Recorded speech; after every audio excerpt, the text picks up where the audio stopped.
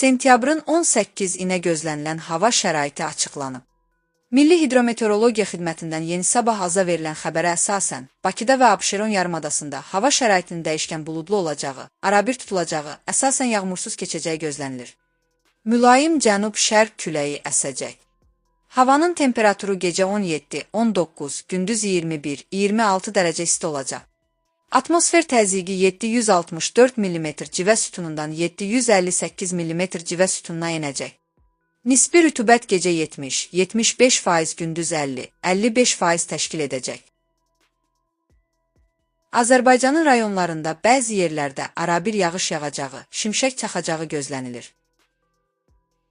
Ayrı-ayrı yerlərdə qısa müddətli leysan xarakterli olacağı, dolu düşəcəyi, yüksək dağlıq ərazilərdə sulu qara keçəcəyi ehtimalı var. Gündüz əksər rayonlarda yağıntıda qısa müddətə fasilə olacaq. Gecə və səhər bəzi yerlərdə duman olacaq. Mülayim şərq küləyi əsəcək. Havanın temperaturu gecə 15-19, gündüz 19-24, dağlarda gecə 2-6, gündüz 7-11 dərəcə isti olacaq.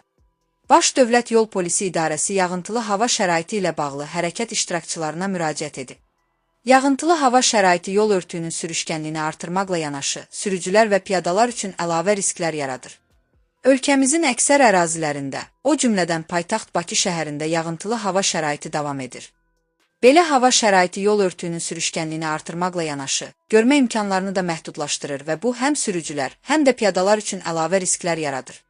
Baş Dövlət Yol Polisi İdarəsi bir daha xəbərdar edib ki, sürücülər yol hərəkəti qaydalarına ciddi riayət etməli, sürət həddini hava şəraitinə uyğun seçməli, qarşıda hərəkət edən nəqliyyat vasitəsi ilə ara məsafəsini artırmalı, piyada keçidlərinə yaxınlaşarkən xüsusilə diqqətli olmalıdırlar.